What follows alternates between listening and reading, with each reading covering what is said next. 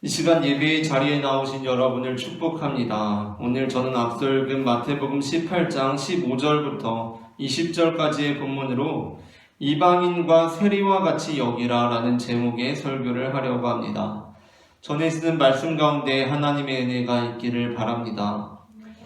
지난주에 말씀드렸던 것처럼 마태복음에 나오고 있는 예수님의 5개의 큰 가르침 중에 오늘 본문이 포함되어 있는 이 네 번째 설교는 해석하기가 가장 난해한 설교입니다.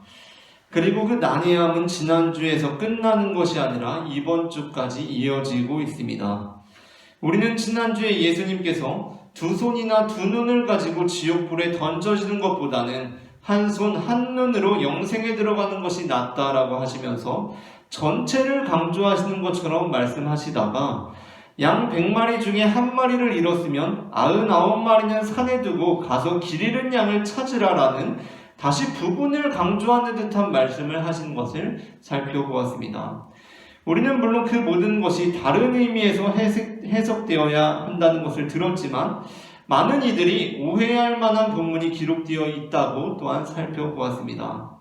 오늘 본문 역시 마찬가지입니다. 앞서 말씀드린 것처럼 지난주 본문은 잃은 양을 찾는 것으로 맞춰졌습니다. 지난주 본문은 잃은 양을 찾으라라는 것으로 맞춰졌습니다. 본문에서 어떻게 말씀하셨냐면 우리의 하나님께서는 하나라도 잃는 것을 원하시지 않으시는 분이라는 말씀을 들었습니다. 14절입니다. 이와 같이 이 작은 자 중에 하나라도 잃는 것은 하늘에 계신 너희 아버지의 뜻이 아니니라. 자, 이제 그렇다면 이 다음에 예수님께서 공동체에 대해서 말씀하시고 교회가 어떠한 공동체가 되어야 하느냐에 대해서 말씀을 하시는데 어떠한 말씀을 하셔야 합니까? 하나님께서는 이 지극히 작은 자 하나라도 잃는 것을 하나님께서는 원하지 않으신다라고 말씀을 하셨다면 어떻게 말씀이 이어져야 한다고 생각하십니까? 만약에라도 누가 실족하는 사람이 있다면 끈덕지게 달라붙어서 절대 그 공동체로부터 떨어져 나가지 않게 해야 한다라고 말씀을 하셔야 될 것 같습니다. 누가 만약에 죄를 범하면 그 사람을 끝까지 물고 늘어져서 절대로 공동체로부터 떨어져 나가지 않게 하라고 말씀하셔야 될 것 같습니다. 혹이 어떤 분쟁이라도 나면 서로 용서하고 용납하고 말 그대로 7번을 70번까지라도 해서 결코 한 영혼도 잃어버리는 일이 없도록 하라는 말씀이 나와야 할 것 같습니다. 물론 뒤 이어지는 본문에 바로 그 내용이 나옵니다. 우리가 다음 주에 다룰 내용입니다. 그런데 그 다음에 그 내용이 나오기 때문에 더 어울리지 않는 것처럼 보이는 본문이 오늘 본문에 나오고 있습니다. 오늘 본문은 이렇습니다. 하나라도 잃어버리는 것은 그분의 뜻이 아님에도 불구하고 예수님께서는 이어서 이렇게 말씀하십니다. 15절부터 17절입니다. 네 형제가 죄를 범하거든 가서 너와 그 사람과만 상대하여 권고하라. 만일 들으면 네가 네 형제를 얻은 것이요 만일 듣지 않거든 한두 사람을 데리고 가서 두세 증인의 입으로 말마다 확증하게 하라. 만일 그들의 말도 듣지 않거든 교회의 말하고 교회의 말도 듣지 않거든 이방인과 세리와 같이 여기라 라고 말씀하고 있습니다. 물론 여기에는 어떠한 노력이 있습니다. 죄 범한 영혼 또는 실족한 영혼, 어떠한 영혼에 대한 관심과 사랑이 담겨 있기는 합니다. 그런데 우리가 이전의 본문을 읽고 있으면 이게 참 고개를 갸우뚱하게 하는 구절입니다. 앞에서 예수님께서는 그리고 예수님께서 선포하시는 하나님은 어떠한 분이셨냐면 하나라도 잃는 것을 원하지 않는 분이셨습니다. 그렇다면 한 번 해보고 또 해보고 안 되면 될 때까지 우리나라 속담에도 최소 10번 찍어 안 넘어가는 나무 없다 이런 거 있지 않습니까? 10번 맞죠? 10번 찍어 안 넘어가는 나무가 없다. 또 이런 말도 있죠. 태산이 높다 하되 하늘 아래 매라. 오르고 또 오르면 한 걸음 한 걸음 내딛다 보면 못 오를 리가 없다라는 그러한 말도 있지 않습니까? 아니 우리 선조들도 최소 10번을 말했는데 예수님께서 어떻게 말씀하고 계십니까? 우리가 이 구절을 읽으면 생각보다 포기가 너무 빠르다라는 생각이 들게 됩니다. 정말 너무나 단호박인 게 더도 말고 덜도 말고 몇 번입니까? 기회는 단 3번입니다. 기회는 단 3번입니다. 자, 형제나 자매가 어떤 사람이 나에게 죄를 범했습니다. 나와 갈등이 생겼습니다. 분쟁이 일어났습니다. 그러면 일단 가서 얘기합니다. 잘 해보려고 시도합니다. 잘 해결해보려고 시도합니다. 그런데 실패한다면 기회는 이제 딱 2번밖에 안 남은 것입니다. 자, 이제 내 얘기를 안 들으면 한두 사람을 데리고 가서 두세 증인, 한두 사람 데리고 가니까 나까지 한 3사람이 가서 그렇게 증인으로 쳐서 다시 한번 말합니다. 말마다 확증하게 합니다. 그래도 안 들으면 교회에 말하고, 이제 여기서도 안 들으면 더 이상 기회는 없습니다. 3진 아웃, 3 아웃입니다. 어찌 보면 굉장히 쿨하게 느껴질 정도로 예수님께서 이방인과 세리와 같이 여겨라 라고 말씀하고 계십니다. 굉장히 예수님의 쿨함이 느껴지는 부분인데요. 여기서 이방인과 세리와 같이 여기라 라는 말씀이 어떠한 말씀으로 들리십니까? 우리가 예수님의 말씀이 쿨하게 느껴지는 이유는 이 말씀이 예수님께서 그러면 이제 그들을 구원과 상관없는 사람들로 여겨라 라는 말씀이구나 라고 이해하기 때문입니다. 실제로 예수님께서는 이전에 이방인과 세리는 그런 사람들이다 라는 뉘앙스의 말씀을 하신 적이 있습니다. 마태복음 5장 46절부터 47절입니다. 너희가 너희를 사랑하는 자를 사랑하면 무슨 상이 있으리요? 세리도 이같이 아니하느냐? 또 너희가 너희 형제에게만 누난하면 남보다 더하는 것이 무엇이냐? 이방인들도 이같이 아니하느냐? 여기서 분명히 세리와 이방인은 부정적인 표현으로 사용되고 있습니다. 예수님께서도 이 구절에서 이방인과 세리들은 구원과 상관없는 사람들이라는 의미에서 사용하고 계셨습니다. 거의 구원과는 상관없는 사람들의 대표자입니다. 상징입니다. 그래서 우리는 이 본문을 읽고서도, 오늘 본문을 읽고서도 예수님께서 산상수훈에서, 산상설교에서 이방인과 세리들을 구원과는 상관없는 사람들로 여기셨으니까 그냥 이제 더 이상은 내가 2-3번 해보고 말해보고 노력해보고 전도해보고 안 되면 구원과 상관없는 사람이구나 라고 이렇게 생각하라는 거구나 라고 생각한다는 것입니다. 고린도전서 5장 11절부터 13절, 디도서 3장 10절 말씀도 역시 우리의 이러한 생각을 더욱 공고히 하게 합니다. 고린도전서 5장 11절부터 13절입니다.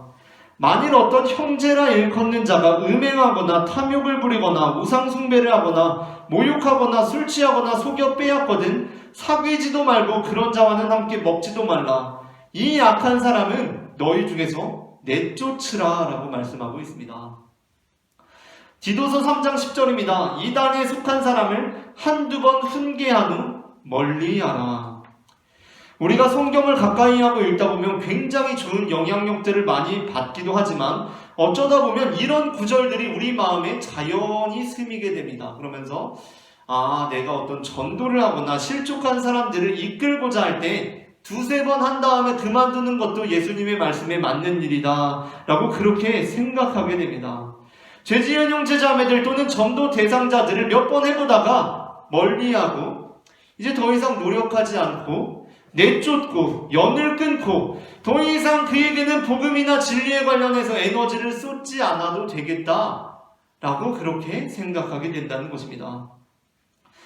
그래서 사실 이 본문은 교회 안을 향한 메시지이지만 적지 않은 이들이 이 본문을 보통 전도하다가 잘 안 될 때 이 본문을 우리에게 적용하곤 합니다. 내 친구를 전도하다가 믿지 않는 엄마나 아빠, 가족들 또는 자녀를 전도하다가 더 이상 그 사람에게 이제 에너지를 쓰는 것이 나도 부담될 때가 있지 않습니까? 2-3번 하다 보니까 저도 힘이 듭니다. 이제는 얘기하면 괜히 분위기만 안 좋아지고 말싸움만 되고 교회 다니라거나 복음 얘기했다가 서로 에너지만 쓰이고 안 좋습니다. 그래서 이 구절을 딱 읽는 것입니다. 1번, 2번, 3번 했다가 안 되면 이방인이나 세리와 같이 여겨도 되는구나. 그게 예수님 말씀이구나. 그렇게 생각한다는 것입니다. 그런데 여러분, 우리가 이 본문을 우리의 삶에 그렇게 합리화할 수는 있을지라도 이 본문의 맥락을 놓고 보면 조금 이상하지 않습니까? 아니, 우리처럼 인간적인 존재들이면 그런 마음을 먹을 수도 있습니다. 1-2번 해보다가 안 되면 그만해야겠다라는 마음을 먹을 수도 있습니다. 그런데 어떻게 사랑의 예수님께서 한 영혼이라도 잃어버리는 것을 원하지 않으시는 하나님께서 심지어 그 앞절에 영원히 불타는 지옥이라고 말씀하신 그 예수님께서 야, 한두 번 해보다 안 되면 그냥 이방인과 세리와 같이 여겨라 라고 말씀하실 수가 있느냐는 것입니다. 그리고 또 앞선 내용도 그렇고 뒤에 이어지는 내용과도 잘 안 맞는 것 같아서 이 말씀이 썩 개운치가 않습니다. 그러한 의미에서 우리는 예수님께서 이방인과 세리에 대해서 관용적인 표현으로서 너희는 이방인도 그들 그렇게는 한다, 세리도 그렇게는 한다라고 말씀하셨지만 예수님의 삶에서 나타나고 있는 이방인과 세리는 또 다른 면을 가지고 있었다는 것을 살펴보게 됩니다. 사실 예수님께서는 산상수훈에서 그렇게 말씀하기는 하셨지만 그것은 아무래도 관용적인 표현으로서 그렇게 사용을 하셨던 것 같고 예수님께서는 그 삶을 볼 때 이방인과 세리를 구원과 관련 없는 사람들로 여기지 않았다는 것입니다. 우리가 이렇게 생각할 수 있습니다. 어떤 할아버지가 이제 새로 스마트폰을 장만한 것입니다. 새로 스마트폰을 장만해가지고 친구하고 밥 먹으러 이제 읍내에 나가가지고 밥 먹다가 이제 새 스마트폰을 막 자랑하는 것입니다.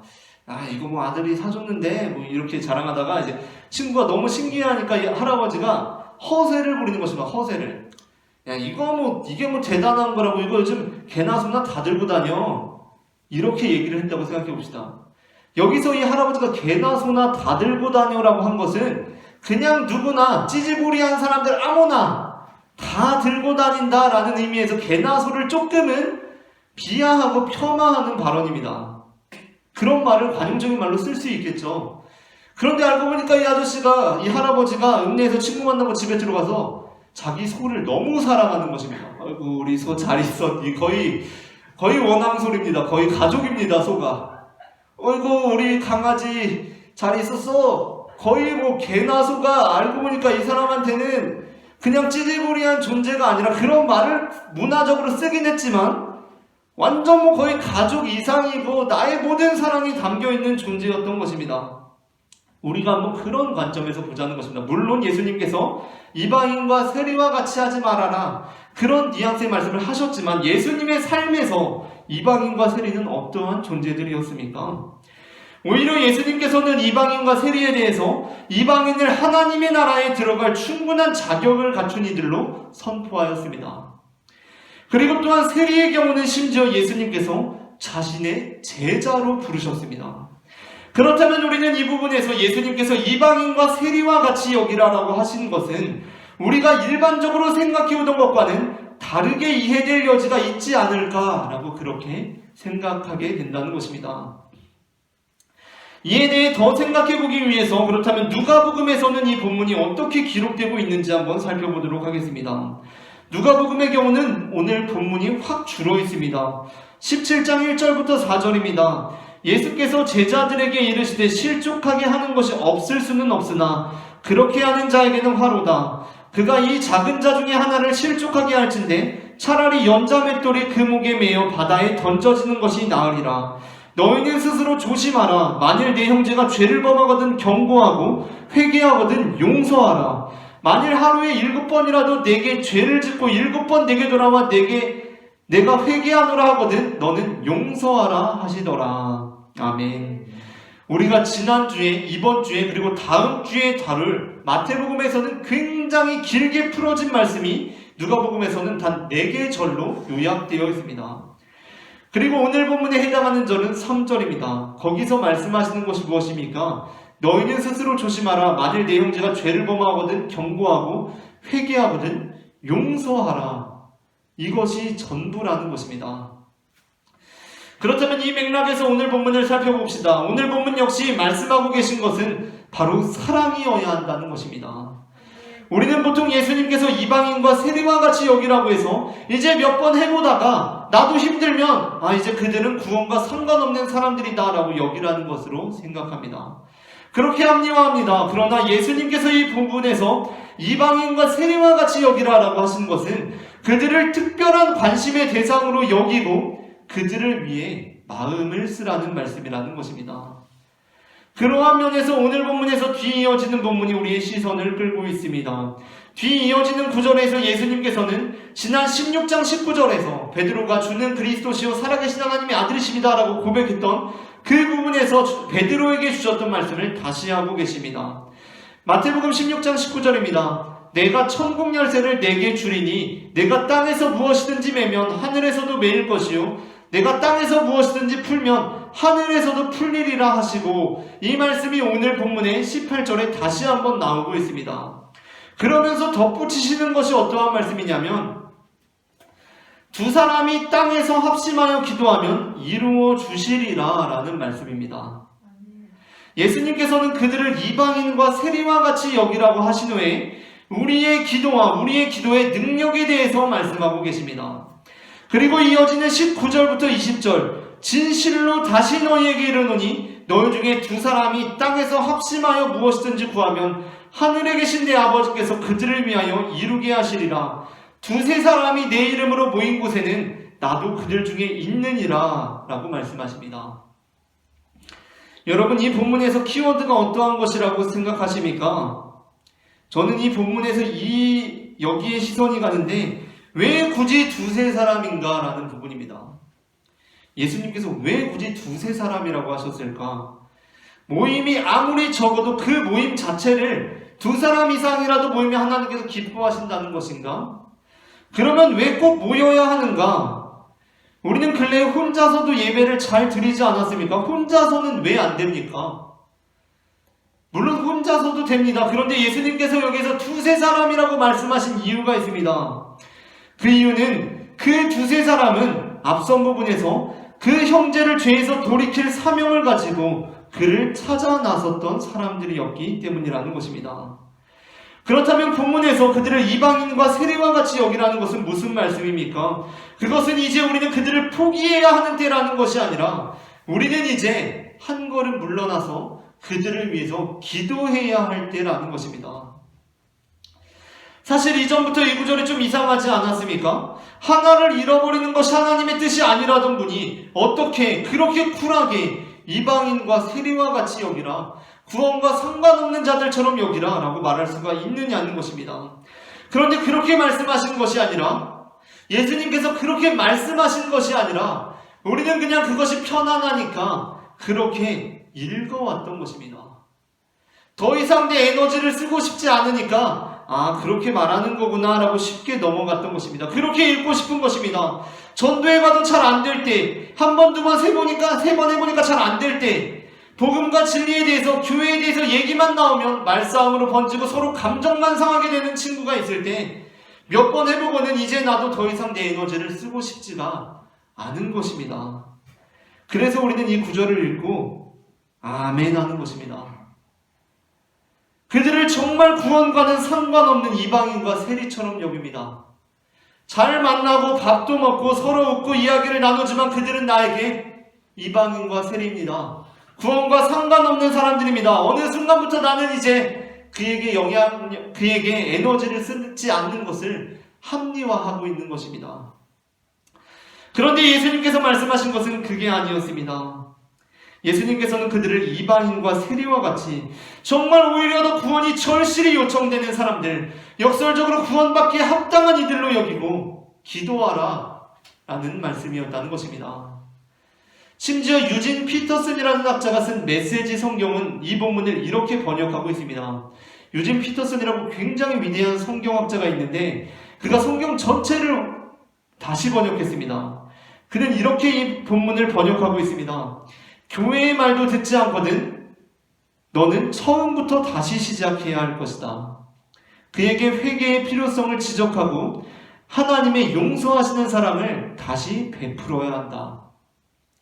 우리가 지금 읽고 있는 성경과 많이 다른데 유진 피터슨은 현대인이 이해하기 쉽게 성경을 번역하면서 이렇게 번역하고 있습니다.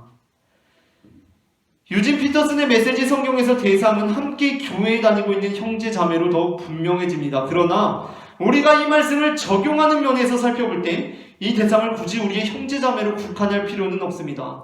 이는 우리 형제 자매뿐만 아니라 우리가 삶을 살아가면서 인간 관계 속에서 겪게 되는 모든 어려움과 관련되어 있습니다. 그런데 유진 피터슨이 번역하고 있는 내용은 무엇입니까? 최종적인 지점에 이르렀을 때 오늘 본문에서 이제 그렇다면 너는 그들을 이방인과 세리와 같이 여기라 라고 하신 본문을 유진 피터슨은 전혀 다르게 그런 단어들이 하나도 안 나오게 이렇게 번역하고 있습니다. 너는 처음부터 다시 시작해야 한다. 한 번, 두 번, 세 번 해봤는데 안 되면 다시 마치 처음 하는 것처럼 다시 시작해야 한다. 이방인과 세리와 같이 여기라라는 예수님의 말씀은 바로 이거다. 다시 해야 한다. 다시 회개의 필요성을 지적하고 다시 용서하시는 사랑을 베풀어야 한다 라고 말씀하고 있습니다. 저는 성경 원문에 대한 전문가도 아니고 제가 유진 피터슨이라는 학자에 대해서 완벽하게 알고 있지 못하지만 메시지 성경을 분석해서 본 것은 아니지만 그래서 이 본문이 무슨 근거로 이렇게 번역된 것인지 그 출처나 배경은 잘은 모르지만 저는 그것이 예수님의 정신을 아주 잘 드러내고 있다라고 생각합니다. 그렇다면 우리는 어떻게 해야 합니까? 다시 그에게 복음을 전하고 예수 천당 불신 지옥을 외쳐야 하는 것입니까? 이방인과 세리와 같이 여기라라는 것은 무엇입니까? 이방인과 세리와 같이 여기라.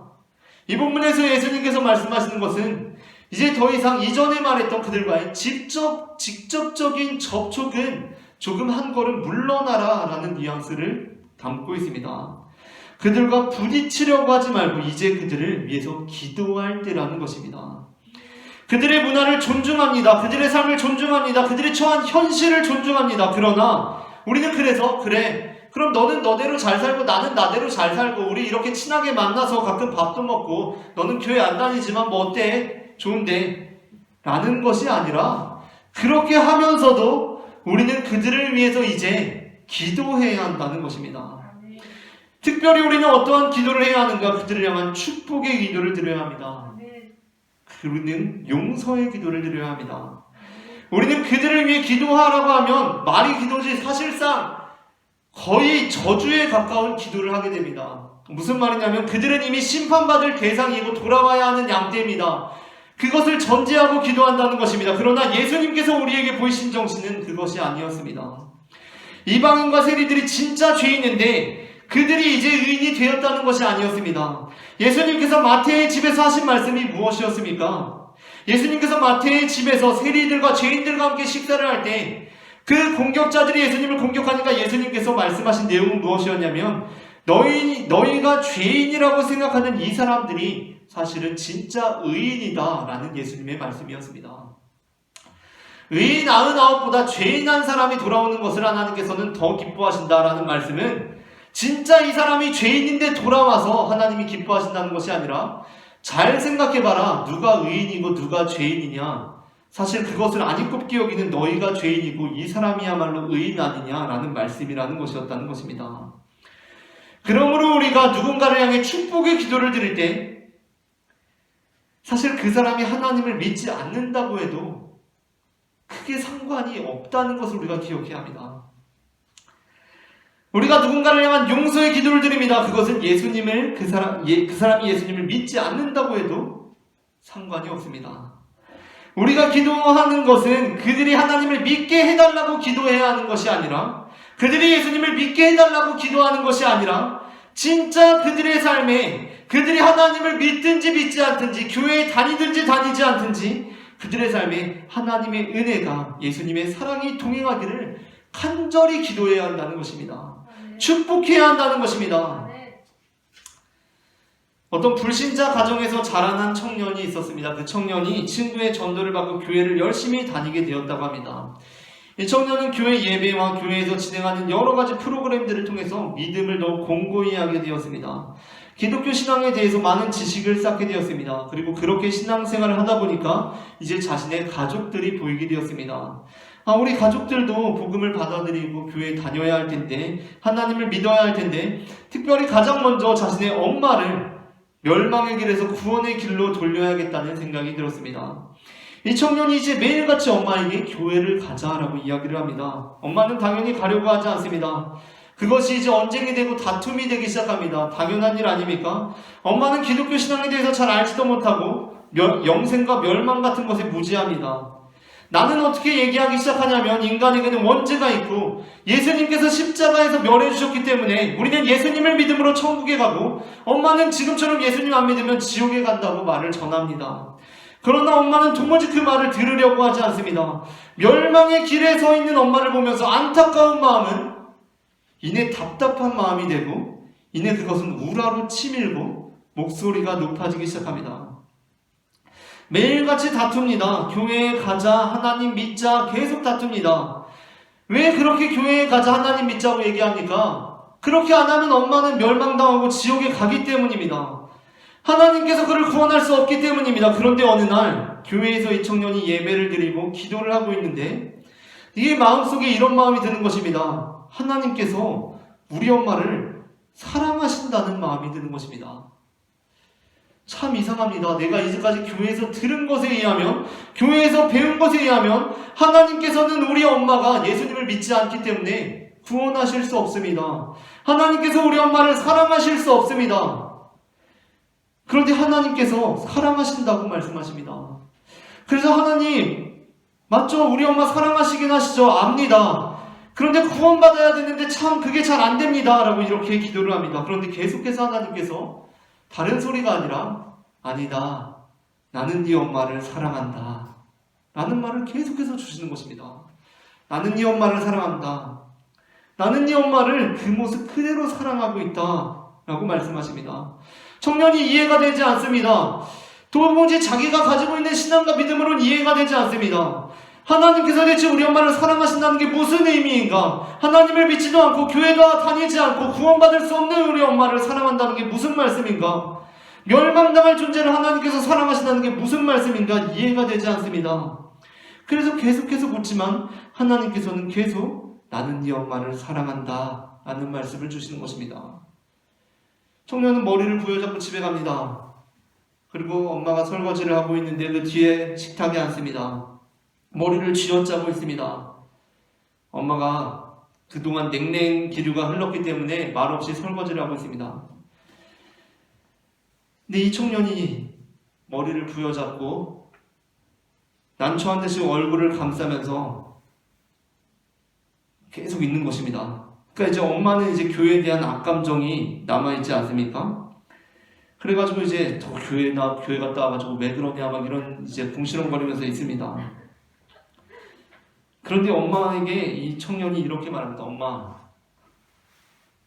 하나님이 엄마를 사랑하신대 라고 말한 것입니다. 하나님이 엄마를 사랑하신대. 엄마는 교회에 대한 악감정만 남아가지고 아니 야 교회 안 다니면 뭐 멸망당한다며 하나님이 뭐 심판하신다며 지옥불에 던진다며 하나님이 나를 왜 사랑하셨나 예수님도 안 믿고 교회도 안 다녀 영원히 안 다닐 거야 라고 얘기합니다. 그때 이 청년이 정말 모르겠다는 표정으로 이렇게 말합니다. 아, 나도 잘 모르겠는데 모르겠어. 이제 나도 모르겠어. 근데 하나님이 엄마를 사랑하신대. 예수님 믿지 않는데 교회에 다니지 않아도 그래도 하나님이 엄마를 사랑하신대 라고 말합니다. 우리는 우리의 마음에는 은근히 정죄하는 경향이 있습니다. 은근히 심판하는 경향이 있습니다. 그러나 우리는 누가복음 23장 34절에서 예수님께서 십자가에서 올려드린 기도를 기억할 필요가 있습니다. 예수님께서는 자신을 희롱하는 자들을 향하여 저들이 하는 짓을 그만두고 돌이키게 하여 주시고 그렇게 할 때 그들을 용납하여 주십시오 라고 기도하지 않으셨습니다. 누가복음 23장 34절입니다. 저들이 하는 짓을 그만두고 돌이키게 해주시고 구원해 주십시오 라고 기도하신 것이 아니라 예수님께서 그저 이렇게 기도하십니다. 아버지, 저들을 사하여 주옵소서. 그들이 하는 것을 알지 못합니다 라고 기도하십니다. 스데반 역시 그가 순교할 때 이렇게 기도를 올려드립니다. 사도행전 7장 60절입니다. 무릎을 꿇고 크게 불러 이르되 주여 이 죄를 그들에게 돌리지 마옵소서 라고 기도합니다. 물론 우리는 이제 사회생활이 너무나 익숙하기 때문에 용서하시는 하나님, 사랑하시는 하나님을 우리가 보면서도 이렇게 생각하는 것 같습니다. 우리가 악역을 자처해야 한다라고 생각할 수가 있습니다. 무슨 얘기냐면 실제로 사회생활을 하다 보면은 악역이 불가피하게 필요하기도 하고, 좀 윗선쯤 올라가 보면 어떻습니까? 중간쯤에 악역을 담당해주는 친구 하나 있으면 참 편합니다. 그렇죠? 보스가 되보면은 중간에 아무도 없으면은 굉장히 피곤합니다. 막 서로 다 사이 좋으면은 내가 악역해야 되고 막 그런 난감한 상황인데, 중간에 악역이 있으면 참 편해집니다. 우리 다 알고 있는 사실 아닙니까? 그래서인지 우리는 신앙생활을 하면서도 어떠냐면 악역을 자처합니다. 맞아요. 하나님 용서하시는 분이시죠. 사랑하시는 분이시죠. 악역은 제가 하겠습니다. 은근히 심판합니다. 은근히 정죄합니다. 그런데 예수님께서는 우리가 악역해주기를 은근히 바라시면서 잘하고 있네. 제가 그래도 좀 심판을 말해야지. 나는 용서와 사랑을 말해야 되니까. 라고 하시는 분이 아니라는 것입니다. 제가 믿기로 하나님께서 예수님께서는 건넌마을 도둑을 잡아오는 장발장을 바라보면서 은근히 좋아하시는 분이 아니라 그 모습을 보고 우셨던 하나님이셨습니다. 건넌마을 도둑을 잡아오는 장발장을 보면서 야, 나는 사랑이고 너가 그렇게 심판해주니까 야, 나 참 편하다라는 것이 아니라 그 모습을 보고 우시는 하나님이셨습니다. 기독교에서 가장 이해하기 어려운 교리, 내용, 신학 중에 하나는 무엇이냐면 악의 존재입니다. 하나님께서 창조하신 세상에 어떻게 악이 있을 수 있는지, 악마가 어디서 왔는지, 대체 사탄이란 무엇인지 어느 누구도 속 시원하게 이제까지 대답하지를 못했습니다. 그러나 악의 존재, 더 구체적으로는 이 악마의 존재에는 여러 가지 의미가 있습니다. 그 중 하나는 무엇이냐면 기독교에서 악마가 있다고, 특별히 뭐 악이나 고통일 뿐만 아니라 악마 사탄이 있다고 하는 것은 무엇을 의미합니까? 우리가 악역을 자처할 필요가 없다는 것입니다. 기독교는 이미 악역은 설정되어 있다라고 말합니다. 악마가 있습니다. 마귀 사탄이 있습니다. 저는 그것을 분명히 믿습니다. 인간의 죄에 대해서 참소하고 고발하는 자가 있습니다. 그래서 어떻다는 말씀입니까? 우리가 그렇게 할 필요는 없다는 것입니다. 참소하는 자가 있습니다. 우리가 그렇게 할 필요는 없습니다. 우리는 사랑과 용서를 말하는 사람들입니다. 예수님께서는 죄를 범한 자, 그리고 돌이키지 않는 자, 어찌 보면 우리 주변에 믿지 않는 자, 전도를 해보려고 수백 번 해봤지만 믿지 않는 자, 그를 이방인과 세리와 같이 여기라고 말씀하십니다. 그것은 그를 향하여 사랑과 축복의 기도를 하라 하는 말씀이라는 것입니다. 이처럼 하나님께서는 우리가 죄를 범한 형제자매 또는 믿지 않는 우리 주변의 이웃들을 이방인과 세리와 같이 여기기를, 그렇게 그들을 위해 정말 그들을 향한 하나님의 사랑과 축복을 노래하고 기도하는 자들이 되기를 원하시는 분임을 저는 마태복음 18장 15절부터 20절 말씀을 근거로 고백합니다.